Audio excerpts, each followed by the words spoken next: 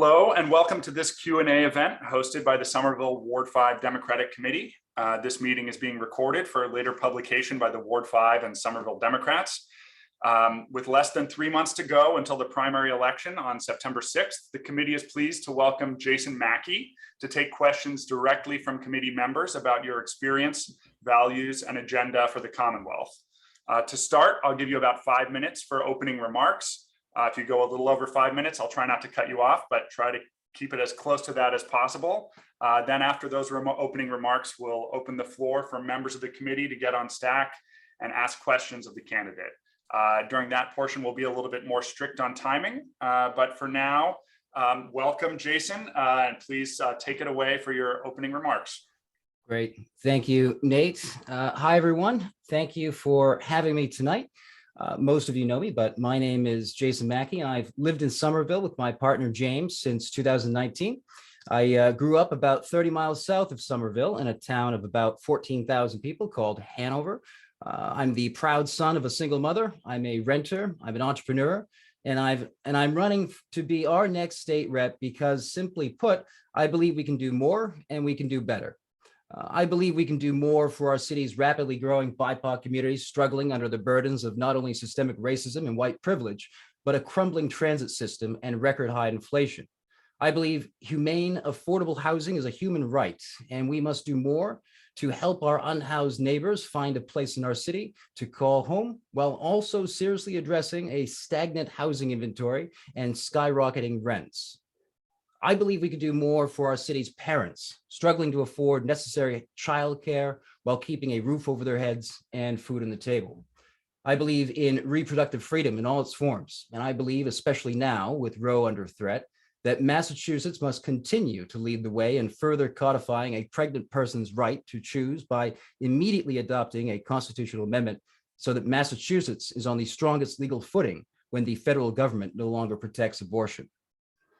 Now, to do any of this, I believe we must do something that's becoming increasingly difficult in Massachusetts politics, and it isn't reaching across the aisle, but rather reaching out to my fellow Democrats, senators, representatives, community leaders, and most importantly, constituents, to work with them in building coalitions and gaining consensus to unite the party in addressing the most pressing issues facing our generation.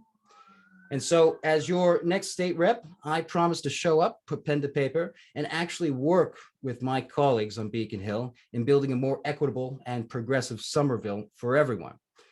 Again, thank you folks for having me tonight. I'm happy to answer as many questions as we can get to, and I look forward to speaking with each of you offline as well. So again, thank you, and I'm excited to be here.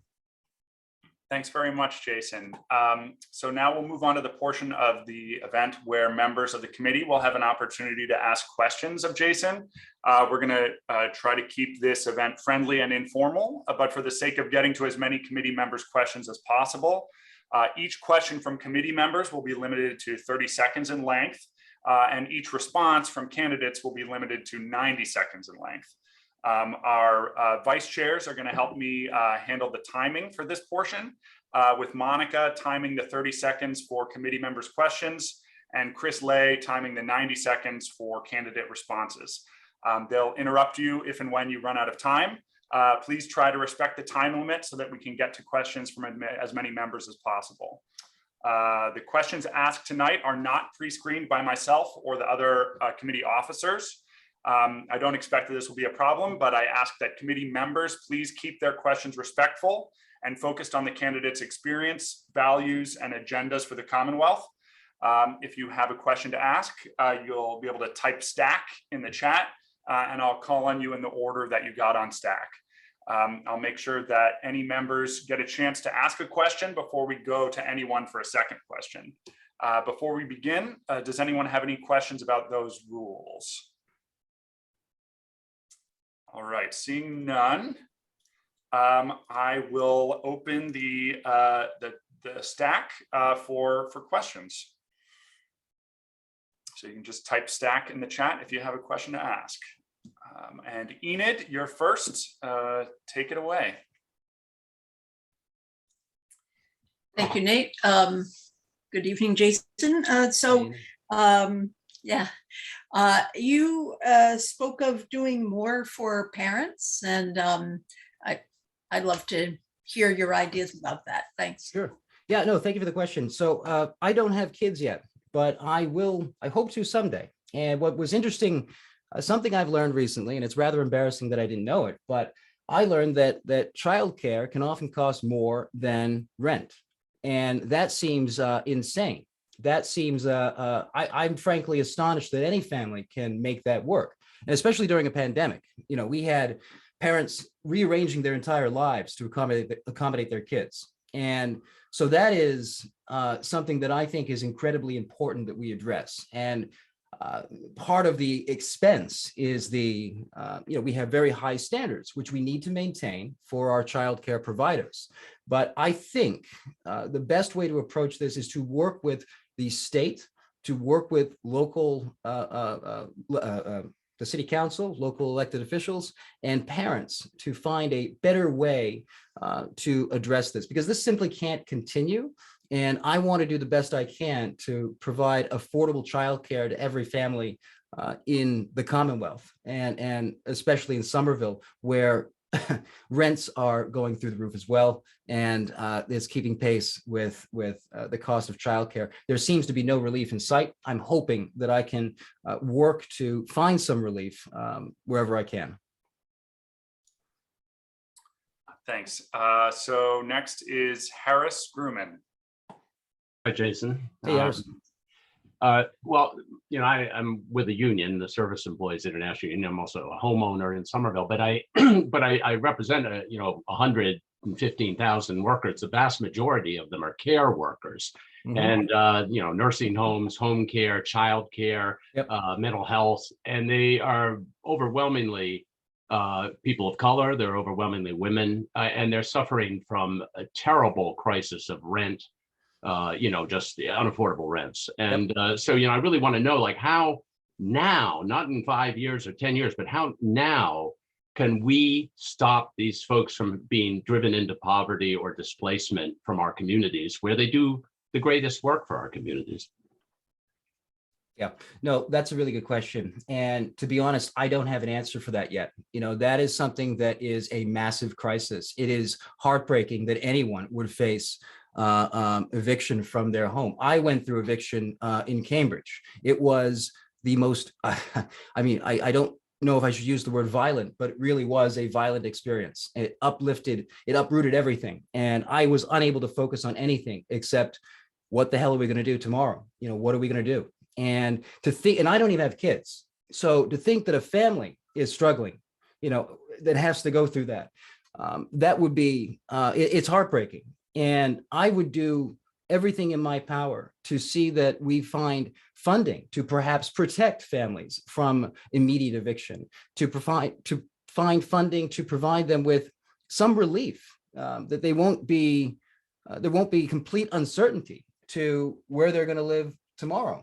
And this can extend to food as well, making sure that they have access to an adequate meal for not only them, but their entire family. So these are incredibly challenging questions, and I don't have the answers yet, and I hope that over the, first of all, the coming months and hopefully years, if I'm fortunate to serve as our next state rep, that I can work with my colleagues in Beacon Hill to find a solution to this for Somerville, which will have to be unique for Somerville, because we are not Wellesley, we are not Hanover, we're not Newton. And that's time. Thank you. All right. So I don't see anyone else on stack yet. Oh, Bea, go ahead. Let me show my face first, sorry. So recently in the Boston Globe, there was a staggering article that started with, "Why are Massachusetts Latinos struggling more than everybody else?"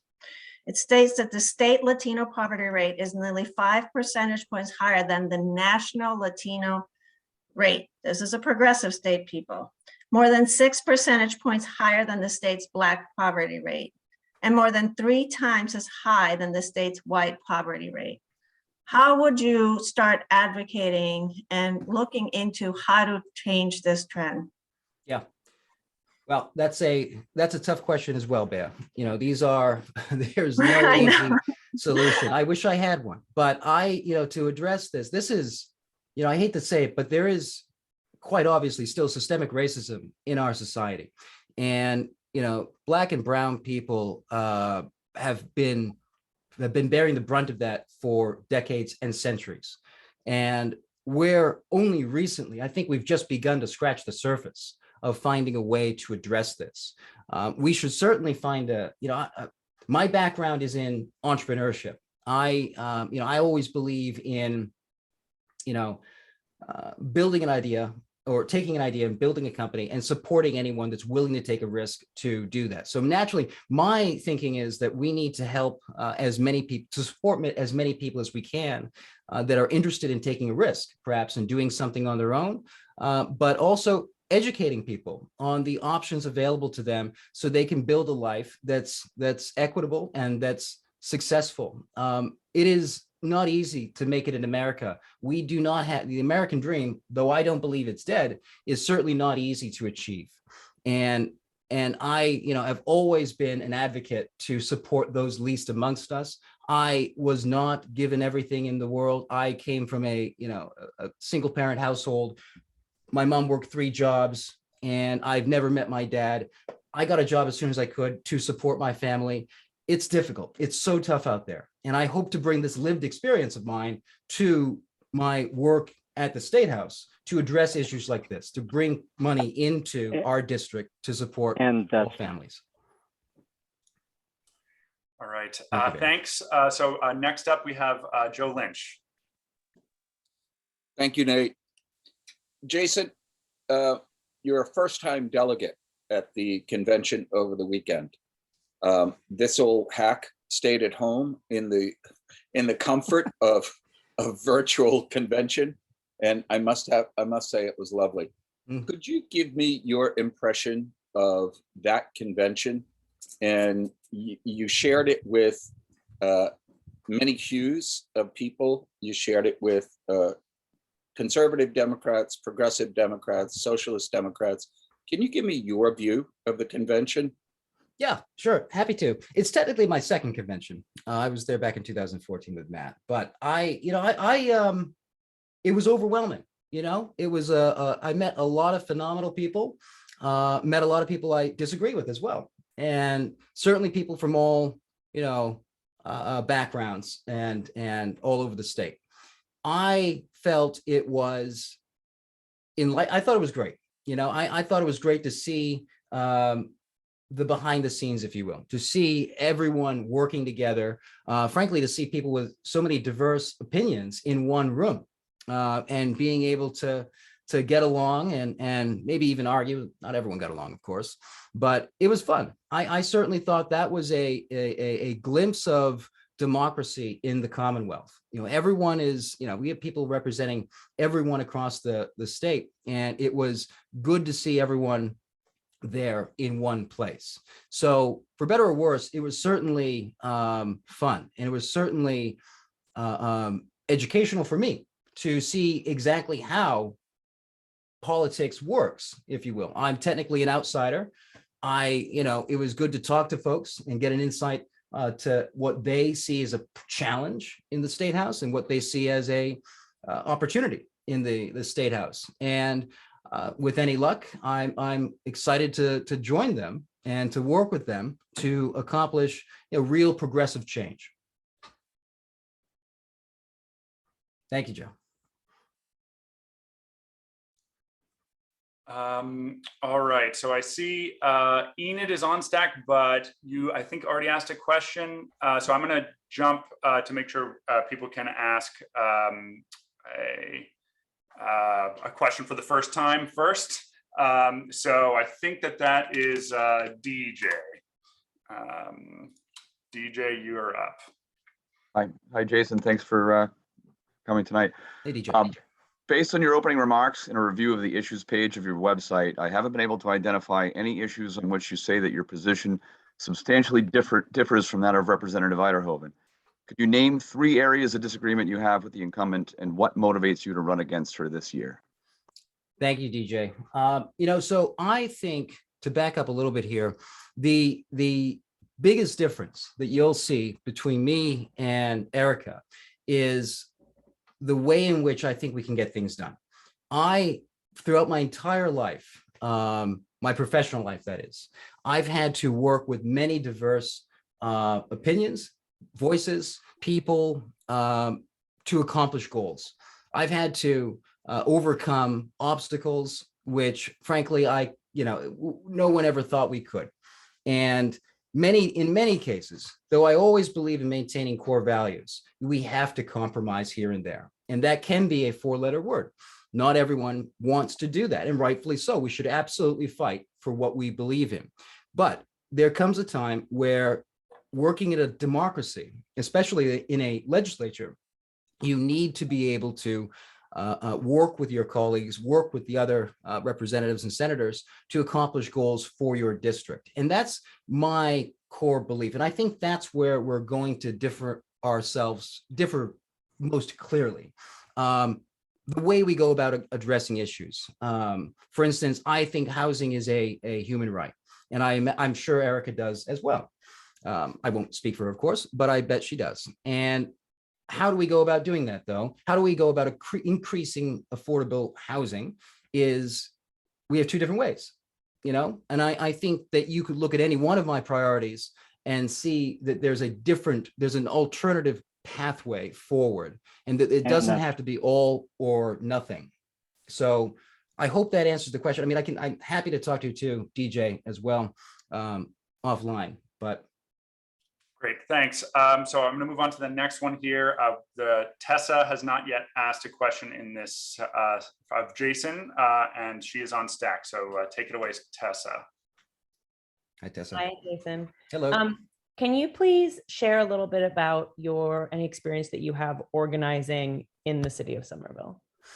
Yeah, no, that's a good question. I've only been here for about 3 years. I was elected to this ward as diversity officer back in 2020.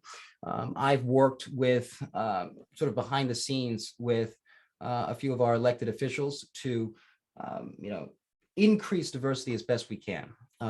I've worked to campaign for some of my favorite elected officials in town to increase diversity, increase representation, and to build a stronger community. So though I'm not a community activist, if you will, I've certainly worked alongside a lot of diverse people to help lift them up, to help get their voices out there.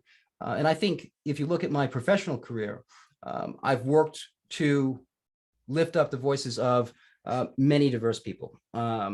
In particular, women, people of color, LGBTQ founders, to help them start companies, to help them operate in their own communities with a greater voice, and to help them have a greater chance of success in their own community. So I think that I certainly have a different perspective on how to strengthen a community and to lead a community organization or community-driven change. But I love doing it, and I love working at a grassroots level with the individual and helping each person one-on-one accomplish their goals, and especially try to build a much more equitable city by working with as many people as we can. But thank you, Tessa. Great. So I think there are no other folks on Stack for a first round of questions to Jason. I might just put myself on Stack here to ask a question, but if you have a question percolating in your head, type Stack in the chat and we'll get to you next. So my question, Jason, is your opponent has taken pledges to refuse campaign contributions from real estate developers, from owners, executives, and attorneys of employers that have had repeated complaints of wage theft filed against them, from corporate PACs, from corporate lobbyists, from fossil fuel company employees, and from police unions. I'm wondering, will you also refuse contributions from these groups? Why or why not? No, I don't know if I can broadly say that I'm going to reject capital from everyone you just listed. Certainly fossil fuel, I'm not in favor of that. I will look into everything else. Police unions, I don't think are the solution, and I don't think I think I'm willing to accept, to say that I'm not going to accept any money from police unions. As far as real estate developers, we need to work with developers in order to increase inventory here. I don't believe that they're the enemy. I think there are certainly pretty awful developers out there that should not be allowed to build in the city. But that is, that would be to the detriment of the few good developers we have in town. The only way we're going to alleviate, the skyrocketing rents right now is to build more, frankly. And I'm in favor of rent control, rent stabilization, and all that. I think that's a great step in the right direction, but we need to increase inventory. I don't, and I right now we have the highest requirement for affordability at 20%, I think, in the entire Commonwealth. It could be 25% or maybe even 33%. That's all well and good, but we need to work with developers and help them build. I think it might be interesting to consider building higher as well. These are all very controversial statements to say and positions to hold, but that's part of my, I believe in working with everyone to find a solution that meets everyone's needs. So to answer your original question, Nate, I'll look into it, but I don't want to demonize developers in particular. All right, thanks.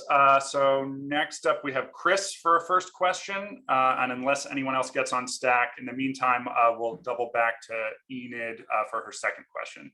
Chris, take it away. Okay, Jason, same question Tessa asked Erica. Do you support Senator Jalen's rent stabilization legislation, which would cap rent increases at the rate of inflation? Yes, I think so. Although inflation is getting pretty high, almost out. I mean, this is a bit ridiculous. But yeah, no, we need to do as best we can to prevent rent from skyrocketing out of control. As I mentioned earlier, I was evicted from my place in Cambridge, and it was a combination of things. Things just weren't working out in my professional career, and my partner was also between jobs, and we just simply did not have the money to make rent. But also, they increased our rent by about $1,000. I think maybe $1,200. I forget exactly, but it was unaffordable. We could not renew our lease. We could not stay there, and therefore we were legally evicted.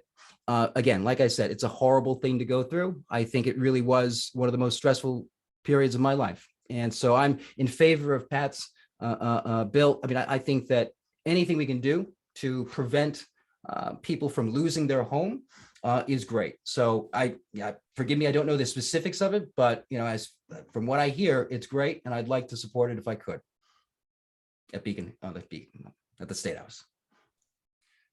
All right. So I don't think that there's anyone new on stack yet. So we'll jump back to Enid for her second question. Hi, Enid. Okay, thanks, Nate and Jason. It's a privilege. Second question. So we talked a little bit, Jason, about where you would get money to support your own campaign. I'd like to think for a minute about the monies you might need for some of the projects that you would do for the community. And I'm sure, you have a lot of experience with entrepreneurial things. I'm wondering if you've had a chance to sort of look into where you would get financial support for some of the projects you'd like to institute in the community. And if you could talk a little bit about that would be great. Sure. Thanks. Yeah. Again, complex question, complex issue as well. We are already paying incredibly high taxes across the board. But that being said, I think our corporate partners should pay more. And I think that in developing, if we're going to develop, Union Square or Davis Square, the companies that move in there should pay their fair share. They should certainly pay more. I don't think we should burden our families that are already struggling with higher taxes. So I would find a more creative solution to raising the funding, raising the capital necessary to address these capital projects that we want to build in the city. So in addition to that, there's also a lot of money sloshing around on Beacon Hill. And I'm sure that we can find a way to gain access to some of that. And I don't want to sound naive. I'm sure it is absolutely a much more complex process than just asking for more money. But I would like to try. And I think that our city absolutely deserves it. There's no reason we shouldn't be able to find more effective ways of financing projects. And I think based on my background in entrepreneurship and business that I have a uniquely, I'm uniquely positioned to be successful in doing so. And there like one project you could think of in particular to? Sorry, I was just going to do one question. Sorry. Okay. We're still going with the stack here. And for a second question, we have DJ up. Sorry, before you start, DJ, if there's anyone who hasn't yet asked a question who would like to, you can get on stack and I'll bump you to the front of the line. But DJ, take it away now. No, I think Mark Gallagher hasn't asked a question yet of Jason Mackey, and he put himself in stack after me, so he should go before me. Is that right? Mark, sorry, I might have lost track. Yeah, you're right. Take it away, Mark, and then we'll go to DJ. A two-part question. I'm guessing you support the millionaire's tax, but I'm wondering if you also support any other sort of revenue increases, taxes or otherwise. Yes, I do. I know it can be a touchy subject to talk about raising taxes, but frankly, we need to in order to accommodate these rather ambitious projects that we want to accomplish in our district. This is, again, my only concern is that we'd be burdening families and the least amongst us with higher taxes. I would want to make sure that we don't do that under any circumstance. There is a lot of development going on right now and a lot of opportunity to capitalize on increasing corporate taxes within reason. Look at Cambridge. They have a massive biotech and technology center in Kendall Square. Why not Somerville at some point? We could look at addressing increasing revenue as more companies move to Assembly, Union, Davis down the road. But I'm in favor of finding creative solutions to taxation. I just don't want to burden our families anymore, or even renters, frankly. Kids that maybe just got out of college and are struggling. I don't think the least amongst us should bear the most when it comes to taxation. Thanks, Jason. All right, so now we'll go to DJ. And again, if anyone hasn't asked a question yet, or even if you have, I think we've got maybe time for two questions more or so after DJ. DJ, take it away. Okay, thanks. Jason, you've described yourself as a venture capitalist and have stated that you have helped hundreds of founders start and build sustainable, socially responsible companies. How do you define social responsibility in the context of venture capital? And how do you reconcile it with seeking a profit for investors? Why do you think that Somerville residents should elect a venture capitalist to represent us in the State House? Thank you, DJ. It's funny. I've never really heard the word venture capitalist be used as a boogeyman. We're not to back up a little bit here, venture capital is not private equity. It is not investment banking. It's not even real estate. What we do is invest in dreams. We invest in founders at the very earliest stage of their process. And we invest in women. We invest in people of color. We invest in LGBTQ folks. We invest in people that look like me. When I was founding my first company, it was next to impossible to gain access to capital to do anything. And I think primarily it's because I'm not a white cisgendered heterosexual male. I do not have access to the old boys network. I do not have access to capital that could otherwise propel my dream forward. So it was very difficult for me to start a company. And so by being socially responsible, I think I mostly mean that we're working with people that otherwise do not have access to capital. So women, again, Black people, anyone that typically does not have the Rolodex of a angel investor, of a venture capitalist on speed dial. So yeah, no, I certainly am proud of the work I do. I'm raising a fund. We called it Athenian Capital because we're democratizing access to capital. So again, venture capitalists are not the boogeymen. Venture capital is a font for production, innovation, and entrepreneurship. And we're investing in the very earliest stages. We're not investing in Google or these hyper advanced technology companies. so in that way, I mean to be as inclusive as possible in the companies and the founders that we work with. And I think that's always been very near and dear to my heart. Time. Thanks, Chris. All right. So it is 9:08. I think we started about a half an hour ago, but and there's no one else on stack, but maybe one last call here if there's any final questions from anyone on the committee. And I don't see any. Maybe I'll ask one then as to close us out. So, good, so what was there someone else in the stack? No, okay. So I've got a question. It's sort of tangential to or adjacent to state policy. It relates to development, which we talked a little bit about this evening. There are often conflicts between property owners and developers on one hand, who are seeking to maximize their profits, and the community at large, on the other hand, which values community benefits such as affordable housing, public open space, or historic preservation. I'm wondering how you would respond in a situation where a neighborhood is advocating for an affordable housing development, but a property owner is seeking to maximize their profit with a market rate development. Yeah, no, thank you for that. In a city like Somerville, I would side with the community in favor of affordable housing. I don't believe that a streetscape should be preserved just for the sake of the character of some neighborhood. Granted, I appreciate our history and I appreciate architectural significance of some buildings, but housing is the number one issue. So to answer your question, I would absolutely side with that neighborhood that would prefer affordable housing. And that's something that I don't think I'd be able to compromise on. We live in the most densely populated city outside of Manhattan and Los Angeles. We don't have much room to build. So when there's an opportunity to build and there's the only thing in the way is a local historic district or something, I would be against an LHD in favor of building a 40 unit structure, 25% affordable, in order to accommodate the families and that want to move here, because that's the only way we're going to alleviate pressure on rent, and is by building new structures. So I hope that answered the question.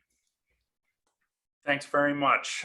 So thank you, Jason, for joining us this evening and for taking questions from the committee, and thanks to the committee members for a bunch of great questions. Appreciate all of you being here with us this evening. And with that, we'll say good night. Yeah, we'll see you next time. Thank you, Nate. Thank you, everyone.